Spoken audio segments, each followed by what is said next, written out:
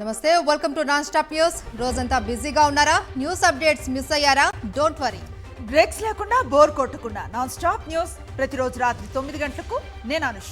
నేను మహేశ్వరి. భారత్ పాక్ల మధ్య ఉద్రిక్తతలు తారాస్థాయికి చేరటంతో కేంద్ర హోంశాఖ సంక్షోభ సమయంలో పౌరులు ప్రాణాలు ఎలా కాపాడుకోవాలో అవగాహన కల్పించాలని నిర్ణయించింది. రేపు దేశవ్యాప్తంగా 259 లొకేషన్స్లో ఆపరేషన్ అభ్యాస్ పేరుతో మాక్ డ్రిల్స్ జరగనున్నాయి. దాదాపు 50 సంవత్సరాల తర్వాత దేశవ్యాప్తంగా మాక్ డ్రిల్స్ ను చేపడుతున్నారు. కార్గిల్ యుద్ధం అప్పుడు జరిగిన అవి సరిహద్దు జమ్మూ కాశ్మీర్, పంజాబ్, రాజస్థాన్ వంటి సరిహద్దు రాష్ట్రాలకే పరిమితమయ్యాయి. ఈసారి మాత్రం దేశవ్యాప్తంగా కీలక ప్రదేశాల్లో వీటిని నిర్వహిస్తున్నారు.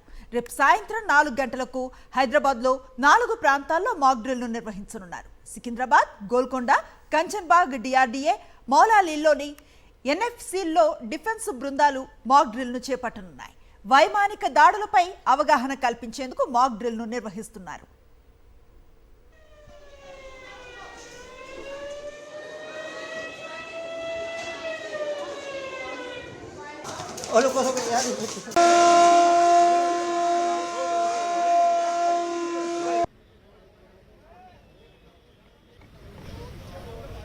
యుద్ధ సన్నద్ధతపై కేంద్ర హోంశాఖ కీలక సమీక్ష నిర్వహించింది. హోంశాఖ కార్యదర్శి గోవింద్ మోహన్ నేతృత్వంలో ఈ సమీక్ష చేసింది. సుమారు 244 జిల్లాలలో మాక్ డ్రిల్స్ కు సంబంధించిన ఏర్పాట్లపై అధికారులు సమీక్షించారు.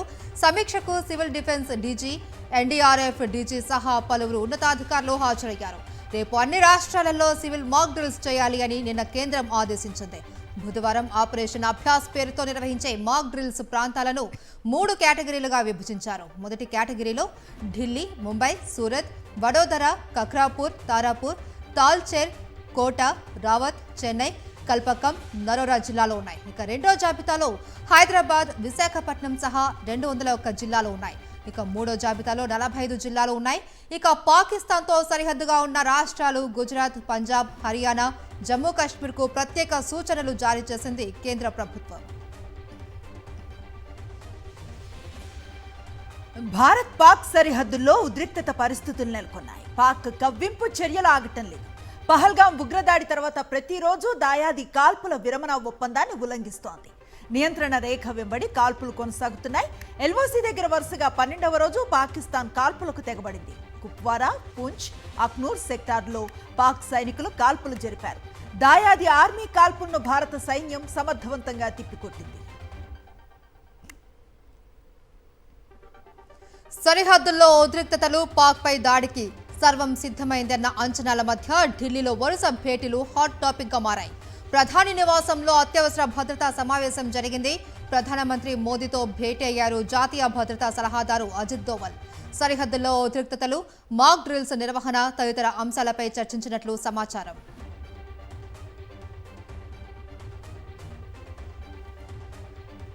పాకిస్తాన్ పై భారత్ ఏ క్షణమైనా దాడి చేయొచ్చన్న అంచనాల మధ్య పాక్ మాజీ హైకమిషనర్ అబ్దుల్ బాసిత్ సంచలన ట్వీట్ చేశారు. రష్యా విక్టరీ డే వేడుకల తర్వాత భారత్ దాడి చేసే అవకాశం ఉందన్నారు. 10, 11 తేదీల్లో పాక్ పై భారత్ దాడి చేయొచ్చని ఎక్స్లో తెలిపారు. మే 9న రష్యాలో విక్టరీ డే వేడుకలు జరగనున్నాయి. ఈ కార్యక్రమానికి ప్రధాని మోదీ ముఖ్య అతిథిగా హాజరు కావాల్సి ఉంది. అయితే పహల్గాం ఉగ్రదాడి నేపథ్యంలో మోదీ ఈ పర్యటనను రద్దు చేస్తున్నారు. రక్షణ మంత్రి రాజ్నాథ్ సింగ్ వెళ్తారని ప్రచారం జరిగినా ఆ పర్యటన రద్దయింది. నిన్న ప్రధాని మోదీకి ఫోన్ చేసిన రష్యా అధ్యక్షుడు పుతిన్ ఉగ్రవాదంపై పోరులో భారత్కు అండగా ఉంటామని హామీ ఇచ్చారు. పహల్గాం ఉగ్రదాడికి దేశం రగిలిపోతున్న వేళ కేంద్రంపై సంచలన ఆరోపణలు చేశారు కాంగ్రెస్ అధ్యక్షుడు మల్లికార్జున ఖర్గే. దాడి జరిగే ప్రమాదం ఉంది అన్న విషయం ప్రధాని మోదీకి 3 రోజుల ముందే తెలుసు అన్నారు. 3 రోజుల ముందే నిఘా వర్గాలు రిపోర్ట్ ఇచ్చాయని, అందుకే 19వ తేదీన కాశ్మీర్ పర్యటనను ప్రధాని రద్దు చేసుకున్నారు అన్నారు ఖర్గే. जब ये मालूम है आपको तो आप अच्छी व्यवस्था क्यों नहीं करें, ये हमारा पहला सवाल है. और मुझे ये भी इंफॉर्मेशन मिला और कहीं पेपर में भी आए हैं, लिखे हैं कि 3 दिन पहले ही वहां इंटेलिजेंस रिपोर्ट मोदी जी को भेजा था और उसी लिए मोदी जी ने कश्मीर जाने का प्रोग्राम कैंसल किया था। ये मैं एक पेपर में पढ़ा। ఓబులాపురం మైనింగ్ కేసులో నాంపల్లి సిబిఐ కోర్టు తుది తీర్పును వెలువరించింది. 15 ఏళ్ల పాటు సుదీర్ఘ విచారణ అనంతరం ఈ కేసులో మొత్తం 5గురిని దోషులుగా, 2ని నిర్దోషులుగా ప్రకటించింది. ఈ కేసులో ప్రధాన నిందితులైన గాలి జనార్దన్ రెడ్డి, బివి శ్రీనివాసరెడ్డి, మెఫజ్ అలీ ఖాన్, గనుల శాఖ అప్పటి డైరెక్టర్ విడి రాజగోపాల్ను దోషులుగా నిర్ధారిస్తూ శిక్షలను ఖరారు చేసింది. గాలి జనార్దన్ రెడ్డి సహా 4గురికి 7 ఏళ్ల పాటు జైలు శిక్షను ఖరారు చేసింది. అలాగే దోషులకు 10,000 రూపాయల చొప్పున జరిమానా విధిస్తూ తీర్పును వెల్లడించింది. ఈ కేసులో దోషిగా తేలిన ఓబులాపురం మైనింగ్ కంపెనీకి 2 లక్షలు జరిమానా విధించింది. జరిమానా చెల్లించకపోతే అదనంగా మరో 7 ఏడాది పాటు జైలు శిక్ష అనుభవించవలసి ఉంటుందని కోర్టు స్పష్టం చేసింది. ఈ కేసులో అప్పటి గనుల శాఖ మంత్రిగా ఉన్న సబితా ఇంద్రారెడ్డికి ఉపశమనం లభించింది. ఆమెతో పాటు అప్పటి పరిశ్రమల శాఖ కార్యదర్శి కృపానందన్ను సిబిఐ కోర్టు నిర్దోషులుగా ప్రకటించింది. ఈ కేసులో వీడి రాజగోపాల్కు అదనంగా మరో 4 ఏళ్లు జైలు శిక్ష విధించింది. భూగర్భ గనుల శాఖ డైరెక్టర్గా ఉన్నందున అవినీతి నిరోధక చట్టం కింద ఆయనకు అదనపు శిక్షను ఖరారు చేసింది.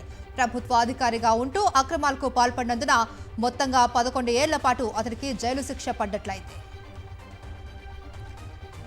ఓఎంసీ కేసులో A1 బివి శ్రీనివాసరెడ్డి, A2 గాలి Janardhan Reddy, A3 VD Rajagopal, A4 OMC company, A7 K Mehfuz Ali ఖాన్లను దోషులుగా తేల్చిన court A8 Krupanandam, A9 Sabitha ఇంద్రారెడ్డిలను నిర్దోషులుగా ప్రకటించింది. ఓఎంసీ కేసు విచారణ దశలోనే A5 లింగారెడ్డి మృతి చెందారు. A6 శ్రీలక్ష్మిని 2022లో కేసు నుంచి డిశ్చార్జ్ చేసింది తెలంగాణ హైకోర్టు.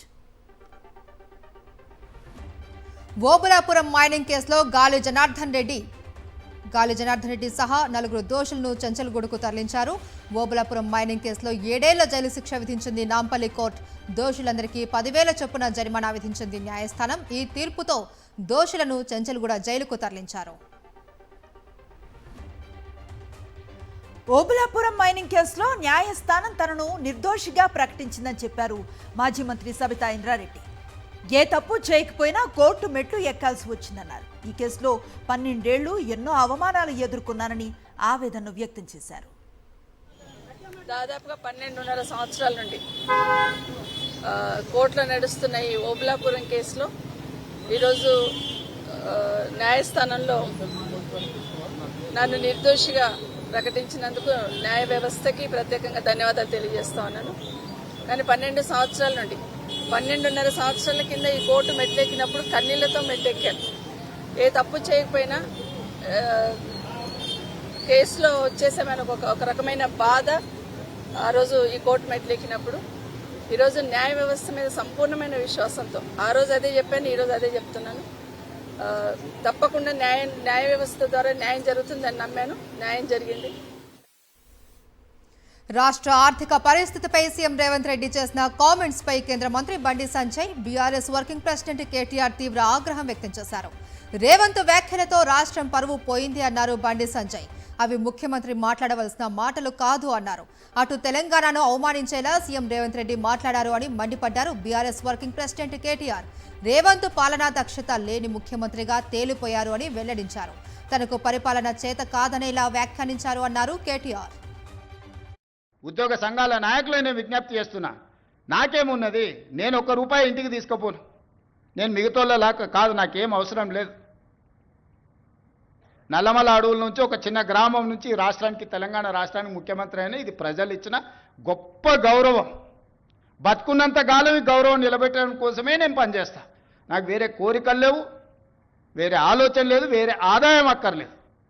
కానీ బాధ్యతగా వ్యవహరించాల్సిన మనం బాధ్యత మార్చి వ్యవహరిస్తామని అంటే అది తెలంగాణ సమాజానికి తీరని నష్టం జరుగుద్ది. రాష్ట్రం ఆర్థికంగా బాగలేదు, అప్పు పుడతలేదు, అనా పైసా ఎవడు ఇస్తలేడు. ఎవరినైనా కలవడానికి పోతే బ్యాంకర్లు దొంగలను చూసినట్టు చూస్తున్నారు తెలంగాణ రాష్ట్ర ప్రతినిధులను. ఎవడు ఢిల్లీకి పోతే అపాయింట్మెంట్ కూడా ఇస్తలేడు, వీడు వస్తే చెప్పులు కూడా ఎత్తుకపోతాడేమో అన్నట్టుగా ఆ పరిస్థితి ఉంది దేశం ముందల. ఈయన పోతానంట చెప్పులు ఎత్తుకపోయేలాగా చూస్తున్నాడ. ఈ చెప్పులు ఎత్తుకపోవడం అర్థం కాదు, నాకైతే అర్థం కాదు. ఇది కాంగ్రెస్ కల్చర్ గా వచ్చింది. ఇప్పుడు చెప్పులు ఎత్తుకపోవడం మీద చర్చ జరుగుతుంది. ఇప్పుడు ఇక జరగాల కూడా. 2023 డిసెంబర్లో రాష్ట్ర ముఖ్యమంత్రి గారు ప్రధానమంత్రిని కలిశారు. 2024 జూలైలో రాష్ట్ర ముఖ్యమంత్రి గారు ప్రధానమంత్రిని కలిశారు. మొన్న ఫిబ్రవరి 2025లో కూడా రాష్ట్ర ముఖ్యమంత్రి గారు పోయి ప్రధానమంత్రి గారు కలిశారు. ఇక మంత్రులను పోయినప్పుడల్లా కలుస్తున్నారు మంత్రులను. నిన్న కూడా లాస్ట్ కు హైదరాబాద్ నితిన్ గడ్కరీ గారు కూడా కలిశారు. ఎప్పుడు మీకు అపాయింట్మెంట్ ఇవ్వలే, ఎప్పుడు మీతో మాట్లాడలేదు. చెప్పులు ఎత్తుకపోయేటోళ్ళక ఎప్పుడు చూసారు, ఎవరు చూసారు? నేను ఇంట్లో ఉన్నా, ఇక నేను రెస్ట్లో ఉన్నా, నేను వీడియో చూసి పరిశాన్ అయినా ఇట్లా కూడా మాట్లాడచ్చా అని. ఢిల్లీకి పోతే అపాయింట్మెంట్లు ఇస్తలేరు, చెప్పులు ఎత్తుకపోతారేమో అని చెప్పి కలుస్తలేరు అన్నాడు. అమ్మతోడు చెప్తున్నా ఈ మాట. నేను ఎవరు చెప్పులు ఎత్తుకపోతారట. అరే చెప్పులు ఎత్తుకపోయేటోళ్ళు వేరే పార్టీ వాళ్ళు ఉన్నారు ఇక్కడ, అది వాళ్ళ కథ వేరు. చెప్పులు ఎత్తుకపోవడం నాకు అర్థం కాదు. ఢిల్లీకి పోతే అపాయింట్మెంట్లు ఇస్తలేరు, ఎవరు ఇస్తలేరు? రాహుల్ గాంధీ ఇస్తలేడు. కరెక్టే, నీకు ఇయ్యరు కూడా. ఎట్లా ఇస్తారు? నీకు తెలిసిపోయింది నీ కథ అంతా. ఇయ్యరు. ఈ కొత్తగా ఎవరైనా సుట్టపోడు కొత్తగా వస్తేనేమో మర్యాద ఇస్తారు ఎవరైనా సరే, 4 రోజులు ఉంటుంది మర్యాద. ఇక కానీ నువ్వు వచ్చేదేమో ఢిల్లీకి నీ పని మీద వస్తావు. మీ మూటలు మోసుకపోయేందుకు 42-43 సార్లు పోతావు ఇప్పటికీ. అందులోనట ఈయన ఎకానమీ క్లాస్లో పోతుండట. బా, తెలంగాణకు అప్పు పుట్టడం లేదని సీఎం రేవంత్ మాట్లాడటం వెనుక ఆంతర్యం ఏంటన్నారు బీజేఎల్పీ నేత ఏలేటి మహేశ్వర్ రెడ్డి. ఇచ్చిన హామీలను నెరవేర్చకుండా 6 గ్యారంటీలను ఎగవేసే కుట్ర చేస్తున్నారని ఆరోపించారు. సంక్షేమ పథకాలు ఎత్తేసేందుకు ప్రజలను ప్రిపేర్ చేస్తున్నారని అభిప్రాయాన్ని వ్యక్తం చేశారు. పీసీసీ అధ్యక్షుడిగా ఉన్నప్పుడు రేవంత్ రెడ్డికి అప్పు గురించి తెలీదా అని ప్రశ్నించారు. బీఆర్ఎస్ వర్కింగ్ ప్రెసిడెంట్ కేటీఆర్ పై మండిపడ్డారు మంత్రి సీతక్క. కేసీఆర్ చేసిన అప్పులు తెలంగాణ భవిష్యత్తుకు ముప్పుగా మారింది అన్నారు. కేసీఆర్ కు సత్తా ఉంటే పత్తా లేకుండా ఎక్కడికి వెళ్లారు అని ప్రశ్నించారు సీతక్క. ఉద్యోగుల పోరాటాన్ని వాడుకున్న చరిత్ర బీఆర్ఎస్ది అంటూ ఫైర్ అయ్యారు మంత్రి సీతక్క. ఇవాళ సత్తా ఉన్న నాయకుడు కేసీఆర్ అని అంటే, మరి పత్తా లేకుండా పోయే. సత్తా ఉంది అంటే అధికారం ఉంటేనే అనుభవించడానికి మీ సత్తాను చూపించారు. మరి ప్రతిపక్షంగా కూడా అసెంబ్లీలో మరి ఒక సీనియర్ నాయకుడిగా నువ్వు ఈ యొక్క గవర్నమెంట్కు అనేక సూచనలు, సలహాలు, నిర్మాణాత్మకమైనటువంటి ప్రతిపక్షంగా ఉండాల్సినటువంటి మీరు కేవలం బహిరంగ సభలలో తిట్టి మళ్ళీ అసెంబ్లీకి రమ్మంటే అసెంబ్లీ ఎందుకు అంటారు. మరి అసెంబ్లీ ఎందుకు అన్నప్పుడు నీకు ప్రజాస్వామిక వ్యవస్థ మీద, డెమోక్రసీ మీద లేదా రాజ్యాంగం మీద ఏమైనా నమ్మకం ఉందా? తెలంగాణలో ఆర్టీసీ కార్మికులు తలపెట్టిన సమ్మె వాయిదా పడింది. రవాణా శాఖ మంత్రి పొన్నం ప్రభాకర్తో ఆర్టీసీ జేఏసీ నేతలు జరిపిన చర్చలు సఫలం కావడంతో సమ్మె వాయిదా పడింది. ఉద్యోగుల సమస్యలపై 3 ఐఏఎస్ అధికారులతో ప్రభుత్వం కమిటీని ఏర్పాటు చేసింది. నవీన్ మిఠల్, లోకేష్ కుమార్, కృష్ణ భాస్కర్తో కూడిన ఈ కమిటీ ఉద్యోగ సంఘాలతో చర్చించనుంది. వారం రోజుల్లోగా నివేదికను ఇవ్వాలని ఈ కమిటీని ప్రభుత్వం ఆదేశించింది. తమ డిమాండ్ల పట్ల ప్రభుత్వం సానుకూలంగా స్పందించింది అని ఆర్టీసీ జేఏసీ నేతలు చెప్పారు. ఉద్యోగ భద్రత కల్పించాలి అని ప్రభుత్వాన్ని కోరినట్టు తెలిపారు. సమ్మెను వాయిదా తాత్కాలికం మాత్రమే అని వెల్లడించారు. ఆర్టీసీ యూనియన్లపై ఆంక్షలు వెంటనే తొలగించాలని చెప్పేసి మేము కోరాం. తర్వాత గుర్తింపు ఎన్నికలు కూడా వెంటనే పెట్టాలని చెప్పేసి కూడా గౌరవ ఎమ్మెల్యేలు తర్వాత మేమంతా కోరినందుకు వెంటనే మంత్రి గారు దీని పట్ల సానుకూలంగా స్పందించి గౌరవ ముఖ్యమంత్రి గారితో అనుమతి తీసుకొని ఈ సమస్యను నేను పరిష్కరిస్తానని చెప్పేసి మాకు హామీ ఇవ్వడం జరిగింది. అప్పుల్లో చంద్రబాబు ప్రభుత్వం రికార్డును సృష్టిస్తోంది. మరో 7,000 కోట్ల అప్పు చేసింది కూటమి ప్రభుత్వం. ఒకే రోజు 7,000 కోట్ల అప్పు చేసిన చంద్రబాబు ప్రభుత్వం రిజర్వ్ బ్యాంకులో సెక్యూరిటీల వేలం ద్వారా 7,000 కోట్ల అప్పును సమీకరించింది. గత నెలలో 5,750 కోట్ల అప్పు చేసింది ప్రభుత్వం. ఆర్థిక సంవత్సరం 2వ నెలలోనూ భారీ అప్పు చేసింది చంద్రబాబు ప్రభుత్వం. తాజాగా చేసిన 7,000 కోట్ల అప్పుతో ఇప్పటివరకు కూటమి సర్కార్ చేసిన అప్పు 1,59,000 కోట్లకు చేరింది. ఇన్ని లక్షల కోట్లు అప్పు చేస్తున్నా సూపర్ 6 పథకాలను అమలు చేయలేక చేతులెత్తేశారు చంద్రబాబు. హామీలు అమలు చేయకుండానే భారీ అప్పులు చేస్తోంది ప్రభుత్వం. రేపు తాడేపల్లి వైఎస్ఆర్సీపీ కేంద్ర కార్యాలయంలో పార్లమెంటు నియోజకవర్గాల పరిశీలకులతో సమావేశం కానున్నారు ఆ పార్టీ అధినేత వైఎస్ జగన్మోహన్ రెడ్డి. ఈ భేటీకి పార్టీ రీజనల్ కోఆర్డినేటర్లు హాజరు కానున్నారు. రాష్ట్రంలోని తాజా రాజకీయ పరిణామాలపై చర్చించనున్నారు. అలాగే పార్టీ భవిష్యత్తు కార్యక్రమాలపై దిశానిర్దేశం చేయనున్నారు వైఎస్ జగన్.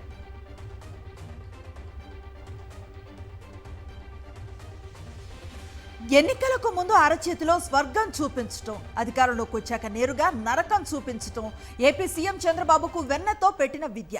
టీడీపీ అధికారంలోకి వస్తే విద్యుత్ ఛార్జీలు పెంచనని, వీలైతే తగ్గిస్తానని ఆనాడు చంద్రబాబు ప్రజలకు హామీ ఇచ్చారు. కానీ అధికారంలోకి రాగానే తన అసలు రూపాన్ని ప్రజలకు చూపిస్తున్నారు. ఇప్పటికి 2 సార్లు విద్యుత్ ఛార్జీలు పెంచి ప్రజలపై 15,000 కోట్లకు పైగా భారం వేశారు. మళ్ళీ గత నెల నుంచి మరింత భారాన్ని మోపారు. పెరిగిన ఛార్జీలతో మే నెలలో వస్తున్న కరెంటు ఛార్జీలను చూసి ప్రజలు కళ్ళు తేలేస్తున్నారు. ఛార్జీల పెంపుదల పట్ల ప్రజలు తీవ్ర ఆగ్రహాన్ని వ్యక్తం చేస్తున్నారు. రాష్ట్ర వ్యాప్తంగా కరెంటు ఛార్జీల పెంపును నిరసిస్తూ వైఎస్ఆర్సీపీ నేతలు పెద్ద ఎత్తున ఆందోళన నిర్వహించారు. అన్ని నియోజకవర్గాల్లో విద్యుత్ శాఖ అధికారులను కలిసి తమ నిరసనను తెలిపారు. వైఎస్ జగన్ సీఎంగా ఉన్నప్పుడు 200-300 వచ్చే కరెంటు బిల్లు ఇప్పుడు 1,500 వరకు వస్తోందని ప్రజలు మండిపడుతున్నారు. వైఎస్ జగన్ ముఖ్యమంత్రిగా ఉన్న సమయంలో ఎస్సీ ఎస్టీలకు 200 యూనిట్ల వరకు ఉచిత విద్యుత్తును సరఫరా చేశారు.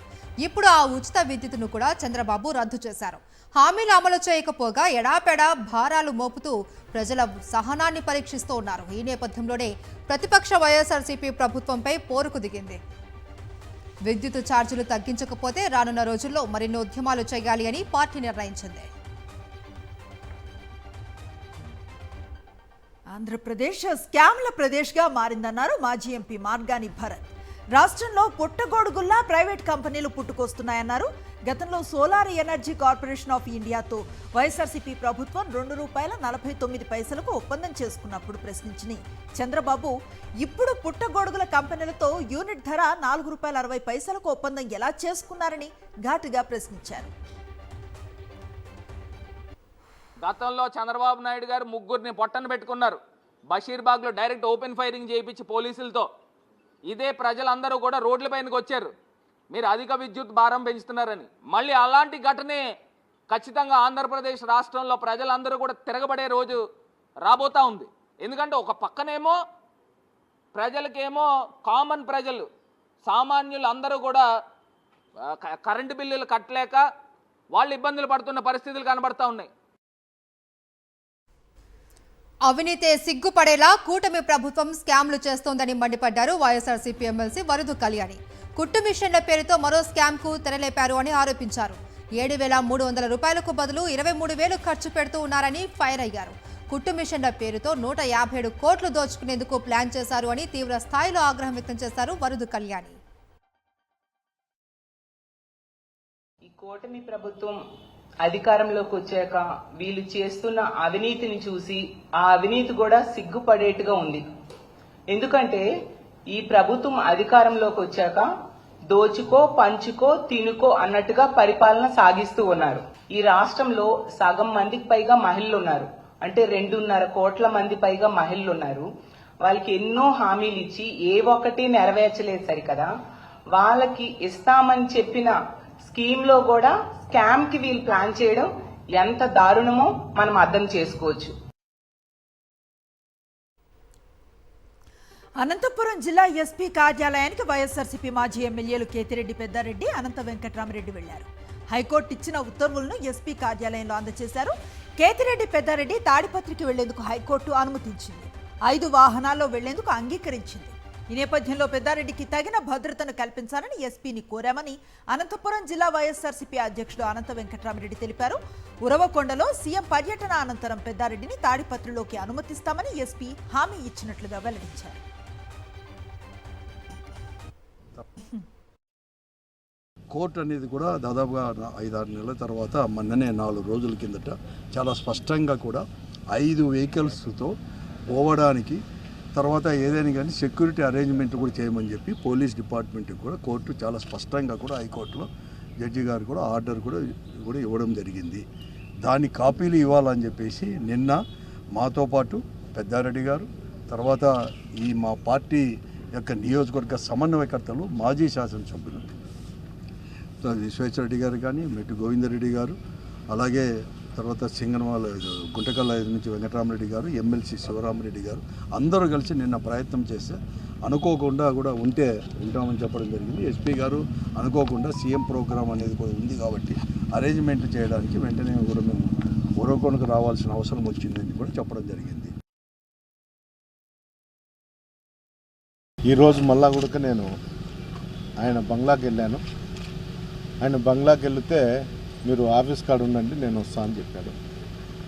అంతలేకే జిల్లా అధ్యక్షుడు అనంత వెంకటరామరెడ్డి గారికి ఫోన్ చేసి సీఎం ప్రోగ్రాం ఉంది, అందువల్ల నాకు ఇక్కడ ప్రోగ్రాము బాధ్యతలు ఉన్నాయి, ఇక్కడ చూస్తున్నాము, తొందరలోనే ప్రోగ్రాం అయిపోయిన తొందరలోనే నిన్ను తాడిపత్రి పంపిస్తా అని చెప్పడం జరిగింది. హైదరాబాద్లో హైడ్రా కూల్చివేతల పరంపర కొనసాగుతుంది. గచ్చిబౌలిలోని సంధ్యా కన్వెన్షన్ ప్రాంతంలో fertilizers corporation of India employees cooperative housing society లేఅవుట్లోని అక్రమ కట్టడాలను నేలమట్టం చేసింది. లేఅవుట్లో నివసిస్తున్న వారి ఫిర్యాదు మేరకు స్పందించిన హైడ్రా 2 బుల్డోజర్లతో సంధ్యా కన్వెన్షన్ సెంటర్పై విరుచుకుపడింది. సంధ్యా కన్వెన్షన్ మినీ హాల్తో పాటు కిచెన్, రెస్ట్ రూమ్లను కూల్చివేసింది. లేఅవుట్ను ఆక్రమించి నిర్మించిన రేకుల ఫెన్సింగ్ తొలగించింది. G+2గా నిర్మించిన 3 రేకుల షెడ్లను నేలమట్టం చేసింది. విజయవాడ దుర్గగుడి ఘాట్ రోడ్ను అధికారులు మూసేశారు. రోడ్డు మరమ్మతులు కొండ చుట్టూ మిస్ ఏర్పాటు చేస్తూ ఉండటంతో ఇవాల్టి నుంచి 3 రోజుల పాటు మూసివేశారు. దూర ప్రాంతాల నుంచి వాహనాల్లో వచ్చే వారి కోసం ప్రత్యేకంగా పార్కింగ్ ఏర్పాటు చేశారు. హైదరాబాద్ నుంచి వచ్చే వారికి పునమి ఘాట్లో, విశాఖ వైపు నుండి వచ్చే వాహనాలకు సీతమ్మ వారి పాదాల వద్ద ఉన్న హోల్డింగ్ పాయింట్లో పార్కింగ్ సదుపాయాన్ని కల్పించారు. జాతీయ వార్తలు చూద్దాం. రిజర్వేషన్లపై సుప్రీంకోర్టు కీలక వ్యాఖ్యలు చేసింది. కుల ఆధారిత కోటాలు రైలు బోగిల్లాంటివి అని వ్యాఖ్యానించింది. మహారాష్ట్ర స్థానిక ఎన్నికల్లో ఓబీసీ రిజర్వేషన్లపై వేసిన పిటిషన్ విచారణలో భాగంగా సుప్రీంకోర్టు న్యాయమూర్తి జస్టిస్ సూర్యకాంత్ ఈ కామెంట్స్ చేశారు. దేశంలో రిజర్వేషన్లు రైలు కంపార్ట్మెంట్లలా మారాయని, అందులోకి ప్రవేశించిన వ్యక్తులు ఇతరులను లోపలికి రానివ్వరు అని తెలిపారు. అయితే ప్రభుత్వాలు మరిన్ని వెనుకబడిన తరగతులను గుర్తించవలసిన అవసరం ఉంది అన్నారు జస్టిస్ సూర్యకాంత్. రాజకీయంగా, ఆర్థికంగా, సామాజికంగా వెనుకబడిన వ్యక్తులు ఉన్నారు అని, వారు రిజర్వేషన్ ప్రయోజనం ఎందుకు పొందకూడదు అని ప్రశ్నించారు. రోడ్డు ప్రమాదాల్లో గాయపడ్డ వారికి ఉచిత వైద్యం అందించడానికి వీలుగా కేంద్ర ప్రభుత్వం కీలక నిర్ణయం తీసుకుంది. 1,50,000 వరకు ఉచిత వైద్యం అందించడానికి వీలు కల్పిస్తూ కేంద్ర ప్రభుత్వం నోటిఫికేషన్ జారీ చేసింది.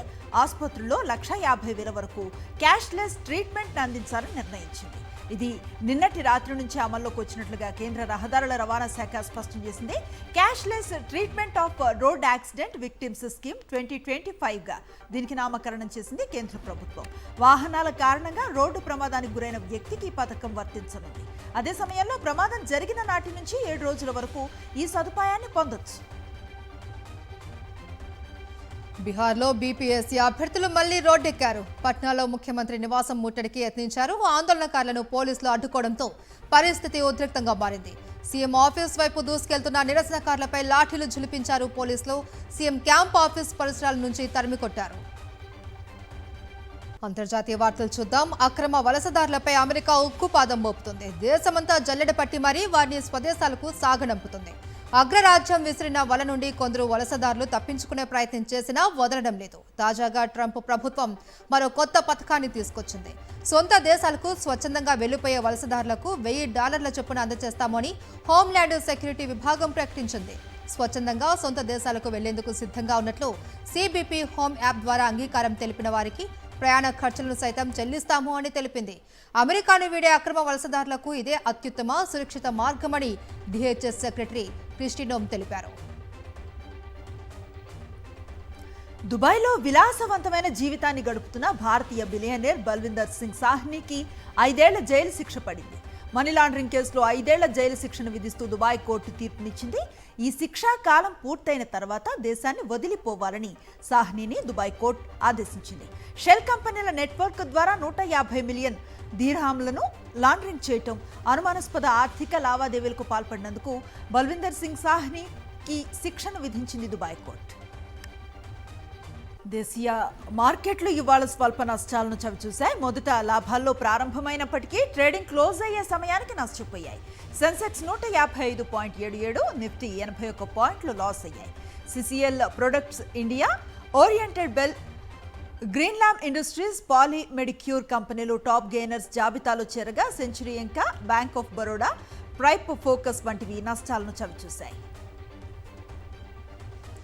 బంగారం ప్రియులకు మళ్లీ షాక్. ఇవాళ గోల్డ్ రేటు భారీగా పెరిగింది. 24 క్యారెట్ల 10 గ్రాముల బంగారంపై ఏకంగా ఒకేసారి 2,730 రూపాయలు పెరిగి 98,460 రూపాయలకు చేరింది. అలాగే 22 క్యారెట్ల 10 గ్రాముల గోల్డ్పై 2,500 రూపాయలు పెరిగి 90,250కి ఎగబాకింది.